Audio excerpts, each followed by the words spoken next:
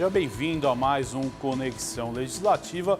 O tema de hoje do Conexão Legislativas é prazos e regras nas eleições 2022. Nós vamos eleger 1.655 candidatos nessa disputa: presidente da República, vice-presidente, 27 governadores, 27 vice-governadores, 27 senadores, 513 deputados federais, 1.035 deputados estaduais e 24 deputados distritais. E para falar sobre esse assunto, eu recebo aqui na Rede Alesp o advogado especialista em direito eleitoral, Dr. Arthur Rolo. Seja muito bem-vindo, obrigado por ter aceito o nosso convite. Obrigado, Guga. É um prazer falar com você e com os seus amigos telespectadores da Rede Alesp. Doutor, vamos começar aqui com as datas, né? Começando aqui com a abertura da janela partidária que acontece no dia 1º de março, doutor. Dia 3 de março, aliás, início da janela para as trocas partidárias. Gostaria que o senhor desse uma breve explicação sobre isso. Bom, 30 dias antes do término, são 6 meses de filiação partidária.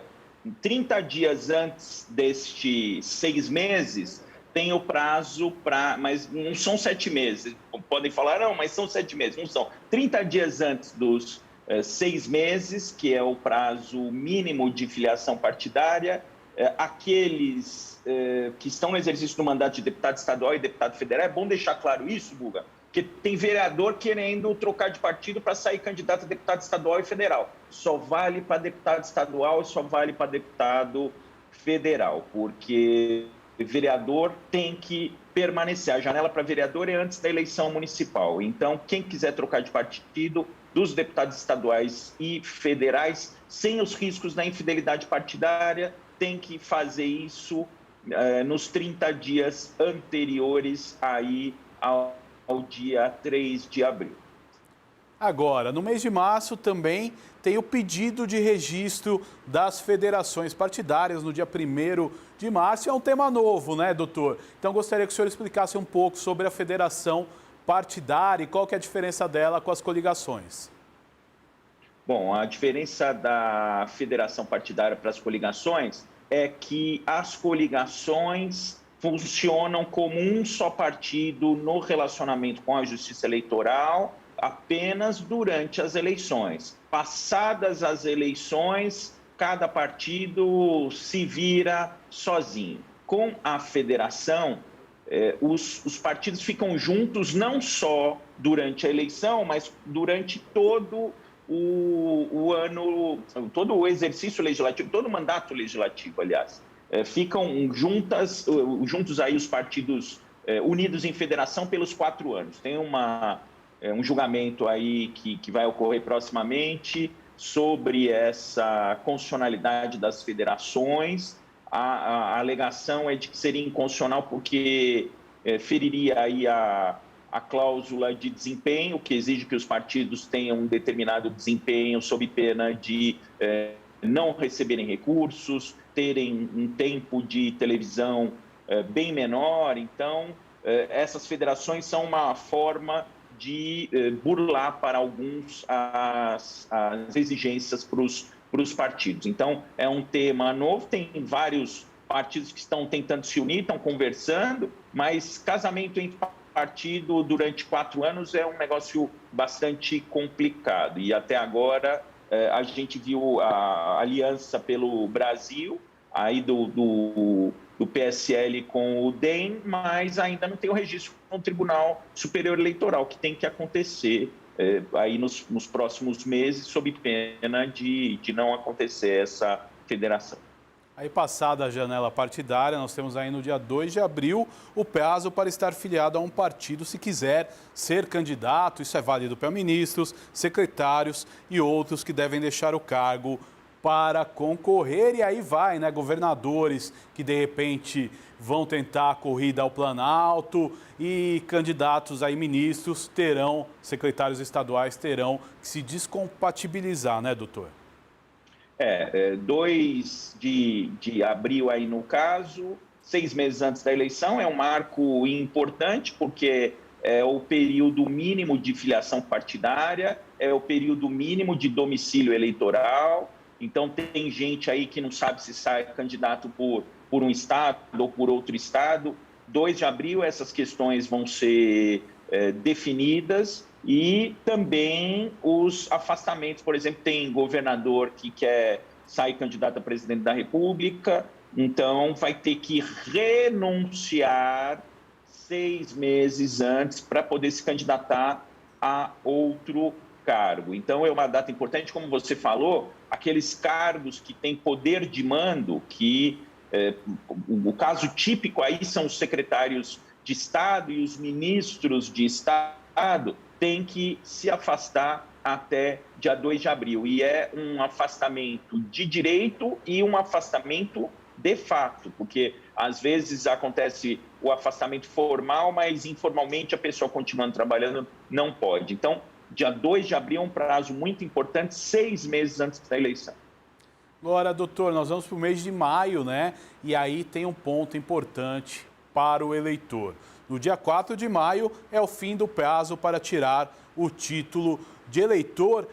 Quem está em dívida com a Justiça Eleitoral, de repente não quitou essa dívida, como é que fica a situação dessas pessoas e também o fim do prazo? Depois desse prazo, quem não regularizou o título não vota, é isso? 4 de maio tem que estar regularizada a situação do eleitor. Lembrando o seguinte, Puga, para quem não fez a biometria, como é meu caso, porque a biometria aqui em São Paulo não era obrigatória, eu não cheguei a fazer a minha biometria. Para quem não fez a biometria, ela vai continuar não sendo obrigatória nessa eleição, por conta aí da pandemia, do distanciamento pela pandemia, porque os serviços dos cartórios eleitorais estão sendo feitos remotamente. Então, mas remotamente é possível, por exemplo, não votou nas 3 últimas eleições, é possível regularizar a situação lá no site do Tribunal Superior Eleitoral. Tem que pagar multa porque não votou na última eleição ou não justificou na última eleição, tem lá a possibilidade de regularizar o prazo à distância pela Justiça Eleitoral. Então, uma recomendação aí para quem tem alguma pendência, entrar lá no site do Tribunal Superior Eleitoral e resolva a sua pendência para ir para a eleição sem dificuldade nenhuma. Agora, doutor, tem outro prazo no mês de maio, nós vamos falar aí no dia 15 de maio, os pré-candidatos podem fazer ações de arrecadação para as campanhas. Gostaria que o senhor falasse sobre isso, que é um tema que gera ainda muitas dúvidas, né? É a famosa vaquinha, Guga, é a famosa vaquinha. Pode fazer aquela vaquinha virtual para arrecadação de recursos para a campanha. Só que esta vaquinha virtual, ela não pode ser feita em qualquer site, tem que necessariamente ser feita através daqueles sites credenciados pelo Tribunal Superior Eleitoral, porque o Tribunal Superior Eleitoral ele faz o acompanhamento permanente dessas arrecadações. E é a vaquinha para arrecadar, não é para gastar. Para gastar é só depois do registro da candidatura, do pedido do registro da candidatura, emissão do CNPJ de campanha, abertura de conta corrente, aí sim que vai poder gastar. Por enquanto vai ser só possível, a partir de maio, arrecadar através dos sites credenciados pelo Tribunal Superior Eleitoral. Agora, doutor, vamos para o dia 30 de junho, né? Comentaristas e apresentadores não podem mais entrar no ar caso queiram ser candidatos, e aí fala muito dos profissionais de imprensa e pessoas que participam de forma contínua de programas de rádio, TV, e aí eu já deixo um cantinho na pergunta. E as redes sociais, como é que funcionam nesse caso, doutor Arthur? 30 de junho, os apresentadores de rádio e televisão têm que se afastar, e eu destaco, rádio e televisão. Não vale, mas eu tenho uma rádio de internet, eu tenho TV de internet. Não se aplica. Rádio e televisão são aqueles veículos que têm concessão do governo federal. Rádio e televisão que têm concessão do governo federal. Não vale, por exemplo, para rádio web nem para TV web. Aí eles têm que se afastar, E se não afastarem, qual a consequência? A cassação do registro. Isso é para manter a condição de igualdade entre os candidatos. A gente sabe que apresentadores de rádio e TV são mais expostos e, por força dessa exposição, tem uma vantagem na eleição. Então, a lei estabelece essa obrigatoriedade para estabelecer aí uma paridade entre os candidatos. Ah, mas e o apresentador? Vai ficar sem comer neste período? Ele vai ter que procurar aí uma forma alternativa para ser remunerado. Se ele quiser trabalhar livremente, ele não se candidata e aí ele pode continuar trabalhando sem problema nenhum. Doutor, dia 2 de julho é um dia importante porque passam a vigorar restrições a candidatos e agentes públicos de propaganda institucional do governo começa a ser limitado. Isso vale para todas as esferas ou a esfera municipal, por exemplo, fica fora dessa, doutor? Bom, 3 meses antes da eleição, um marco também importante. Desincompatibilização daqueles cargos que não têm poder de mando, então cargos em comissão de livre nomeação, sem poder de decisão, vão precisar se afastar 3 meses antes da eleição. E tem também um marco importante naquelas chamadas condutas vedadas aos agentes públicos em ano eleitoral. E afeta essa conduta vedada específica que você falou da publicidade, afeta as esferas de governo dos cargos que estejam em disputa. Então, por exemplo, a chamar rede nacional vai ter que ter aí um motivo relevante assim reconhecido pela Justiça Eleitoral, não pode fazer propaganda institucional que não tenha uma relevância assim reconhecida pela Justiça Eleitoral. E nesse caso estão em disputa em cargos estaduais e federais, então não aproveita a esfera municipal, embora também não possa acontecer nenhum tipo de abuso e de ofensa ao artigo 37, parágrafo 1º da Constituição Federal, pelo ente municipal.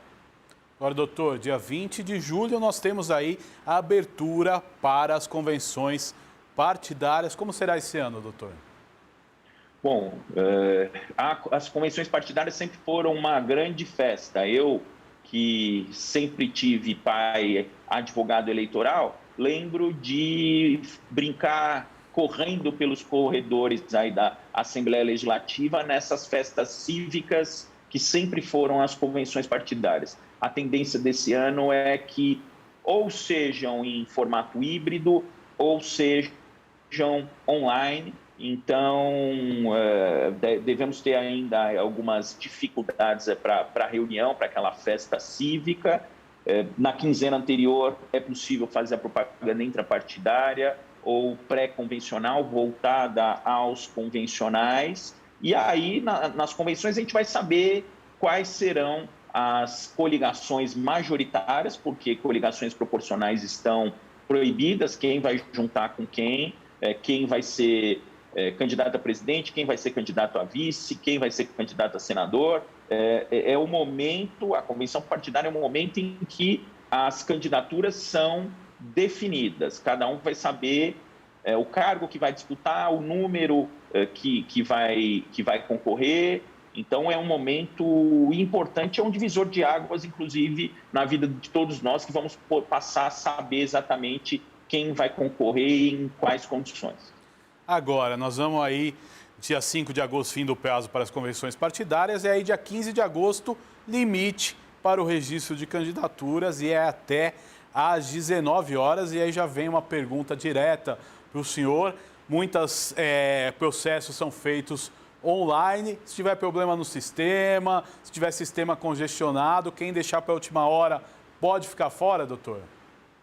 Bom, quem deixar para a última hora, problema de quem deixou para a última hora. Então, por isso que a recomendação é justamente não deixar para a última hora. Você falou bem, falou que o dia 15 de agosto é a data limite para o registro de candidatura. Não quer dizer que não possa ser feito antes. Se as convenções começam dia 20 de julho, a partir das convenções partidárias já é possível fazer os registros das candidaturas. E a gente sempre antecipa quando existe esta possibilidade. Então, o negócio é antecipar. Todo mundo que é candidato já sabe que vai ser candidato, já providencia a documentação.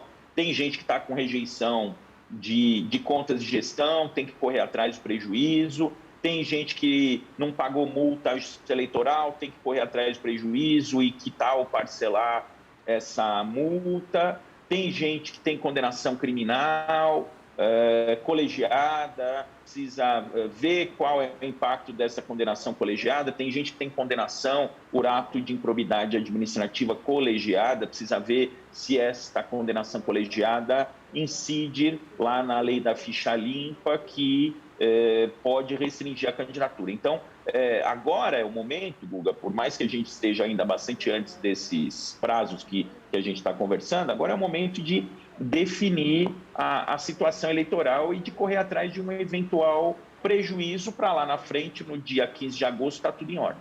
Agora, doutor, 16 de agosto, início da propaganda eleitoral. Teremos mudanças durante esse ano? Quais as novidades que virão aí? Bom, uma novidade grande aí, já teve na última eleição, mas nessa eleição está muito mais presente, o combate às fake news, a responsabilidade por quem divulgar as fake news é uma responsabilidade objetiva. O candidato, a assessoria do candidato, quando compartilha qualquer conteúdo, é responsável pela veracidade ou inveracidade deste conteúdo. Uma outra novidade também interessante, Guga, antigamente, até a última eleição, né, não poderia haver colocar bandeira de suporte, aquelas bandeiras que ficam ao longo das vias públicas entre as 6 e as 22 horas. Agora elas vão poder ficar em um suporte ao longo das vias públicas, desde que, obviamente, não coloque em risco o trânsito de pessoas e de veículos. Então, precisa tomar cuidado para não ficar tombando, como acontecia na época dos cavaletes. Então, a tendência é que a gente tenha essas bandeiras aí agora em suportes e uma quantidade maior de bandeiras. Agora, vai ser uma dificuldade ainda grande nessa eleição, a arrecadação de recursos. A gente sabe que pessoa jurídica não pode doar. Vai ter o fundo eleitoral, sem dúvida nenhuma o fundo eleitoral vai ser o grande responsável pelo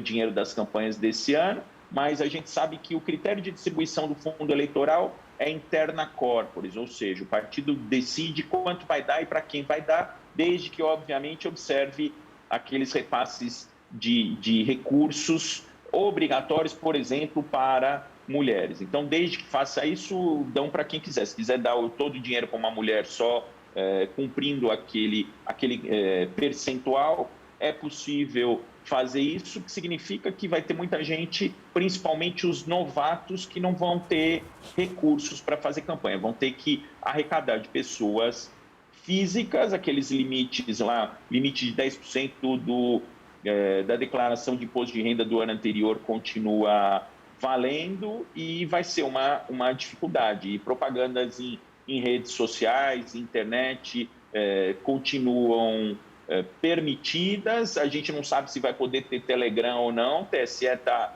tentando fazer aí uma parceria com o Telegram, mas o Telegram não está nem aí para a justiça eleitoral, então, de repente, pode haver até a proibição do Telegram. Enfim, bastante coisa da eleição passada retorna nessa eleição. Uma novidade interessante aí é a colocação de suporte nas bandeiras. Agora, dia 26 de agosto, é o início da propaganda eleitoral no rádio e na TV. Temos alguma novidade esse ano, doutor? Em relação à propaganda no rádio e na TV, ficam as mesmas condições das eleições anteriores. O critério de distribuição também é interna corporis. Nem todos os candidatos a deputado estadual e federal vão aparecer nos programas. É obrigatória a aparição pelo menos uma vez. Vamos ver como vão se comportar essas federações partidárias, mas uma questão interessante, Guga, é que, com a impossibilidade de coligações proporcionais, vão ficar mais difíceis aquelas famosas dobradas. Isso afeta diretamente aí os candidatos a deputado estadual e a federal. Antigamente, eles podiam fazer propaganda com dobradas da mesma coligação. Se não tem coligação e não tem federação, eles vão poder fazer dobradas só dentro do mesmo partido. Então, isso vai complicar, porque a gente sabe que tem gente que gosta de dobrar com colegas de outros partidos, mas aí dificulta, porque essa propaganda feita com dobradas impróprias, ela está sujeita à apreensão. Tem a possibilidade daquele eleitor que gosta de candidatos de partidos diferentes mandar fazer o material, tem um limite para isso, ele manda fazer o material do próprio bolso com os candidatos da preferência dele, mas esses materiais de dobradas impróprias não vão poder ser feitos pelos candidatos. Mas poderão, no caso das federações partidárias ou não, doutor? Federação vale. Se tiver federação, vale. Mas com a impossibilidade de coligações proporcionais, isso vai ficar dificultado. E outra também, o cálculo para a montagem das chapas também fica mais complexo, porque não basta você colocar, vamos pensar o seguinte, tem um partido tem lá 5 deputados estaduais. Se colocar os 5 dentro do mesmo partido, pode ser que nem todos se elejam, porque precisa atingir pelo menos 5 vezes o quociente eleitoral. Então, precisa ter pessoas que façam uma boa votação para poder atingir 5 vezes esse quociente eleitoral. Então, a exemplo do que já aconteceu na campanha de vereador, a montagem das chapas agora para os deputados estaduais, porque é a primeira vez que isso acontece na eleição estadual, a montagem das chapas vai ser mais complexa.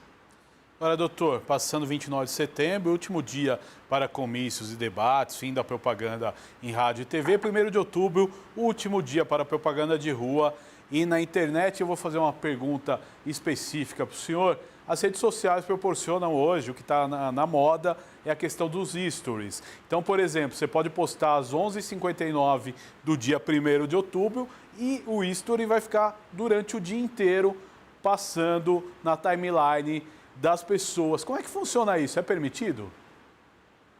A rigor, não, né? A rigor, qualquer tentativa de convencimento do eleitor no dia da eleição configura boca de urna. Uma coisa é o candidato fazer, outra coisa é o eleitor fazer. Se eu, enquanto eleitor, eu posto no horário permitido um history do candidato da minha preferência, é liberdade de manifestação de pensamento, eu tenho esse direito. Agora, em relação aos candidatos, a recomendação é que eles, se forem fazer os histories, que observem o limite, que é as 22 horas da véspera da eleição, ou seja, 22 horas do dia 1º de outubro. Uma questão importante também desta data, Guga, não pode ter aquela famigerada forração, aquela forração de ficar jogando material que sobrou nas imediações do colégio eleitoral. A gente tem visto casos de acidentes. Toda eleição tem caso de acidente de eleitor que escorrega em santinho. E é importante também que os eleitores, no momento em que forem votar, também não joguem santinho no chão, porque infelizmente tem gente que joga lixo no chão.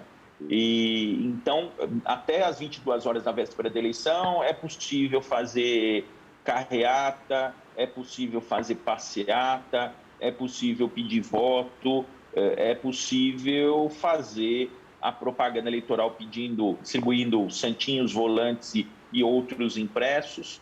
Passou das 10 horas do dia 1º de outubro, já não pode mais fazer propaganda, tudo que for feito é considerado, em tese, crime de boca de urna. Aliás, vamos abrir um parênteses aqui para falar do crime de boca de urna, que, na minha visão, é um absurdo completo, porque antigamente era permitida a boca de urna, tinha uma distância do local de votação. Eu, na época em que a boca de urna era permitida. O meu pai, uma das vezes, aí foi candidato a deputado estadual, cheguei a fazer boca de urna para o meu pai. Eu não vejo problema na boca de urna.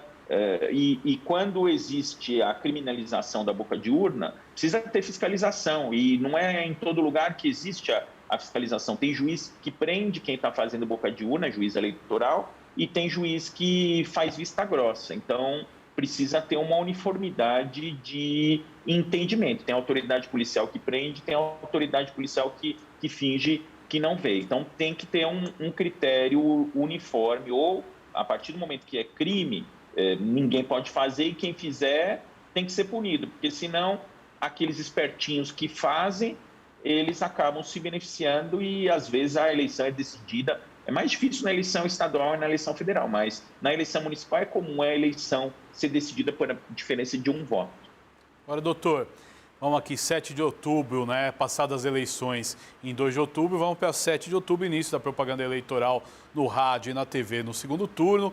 Dia 28 de outubro, fim da propaganda em rádio e TV, debates e comícios no segundo turno. 29 de outubro, último dia para propaganda de rua na internet no segundo turno. Dia 30 de outubro, temos o segundo turno. Estamos caminhando para os momentos finais, mas eu quero falar daquelas datas de prestação de contas, de apresentação, né,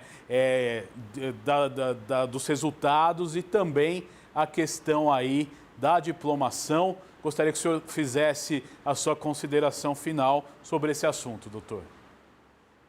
Bom, Guga, o que acontece é que hoje a prestação de contas dos candidatos é praticamente online. A partir do momento em que você faz a despesa, você tem um período curto para você postar no site da Justiça Eleitoral. Então, esse acompanhamento da prestação de contas na Justiça Eleitoral, ele é passo e passo. Aí, precisa tomar cuidado, porque tem gente que se elege, mas comete irregularidades aí na prestação de contas, nos gastos eleitorais, gasta dinheiro de origem vedada, recebe dinheiro de origem vedada. Aí eu faço uma menção especial às igrejas e aos sindicatos. Igrejas e sindicatos não podem apoiar nas campanhas, não pode ter propaganda eleitoral dentro de igreja. A legislação eleitoral pune o abuso do poder religioso, tem relatos na jurisprudência. Da mesma forma, sindicato também não pode o sindicato aparelhar a campanha de seus membros, daqueles que eles querem apoiar. Enfim, precisa tomar cuidado. O objetivo da Justiça Eleitoral é fazer com que as eleições transcorram dentro da normalidade, dentro das regras eleitorais, e que a vontade do eleitor livre e consciente chegue até as urnas e seja colhido pelas urnas. Então, a gente sempre tem tentativas e compras de voto. A recomendação para o eleitor, a gente sabe que em momento de pandemia, aumento da população de rua, da população em estado aí de miserabilidade, provoca necessidades que, às vezes, maus candidatos tentam se valer disso para se eleger. Então, vamos ficar atentos, vamos dar assistência para quem precisa, para que não exista o assistencialismo eleitoral tão nocivo para todos nós, porque quem se elege comprando o voto de eleitor em situação de miséria vai fazer da nossa vida, em geral, uma miséria. Então, vamos tomar cuidado com essas compras de voto, denunciar quando acontecerem e ajudar as pessoas aí necessitadas para que candidatos mal intencionados não façam. Doutor Arthur Rolo, 19 de dezembro, fim do prazo para a diplomação dos eleitos. E agora, para finalizar, eu já quero agradecer a sua participação neste programa, mas teve mudança na data de posse, principalmente de governadores, né, e presidente da República. É isso, doutor?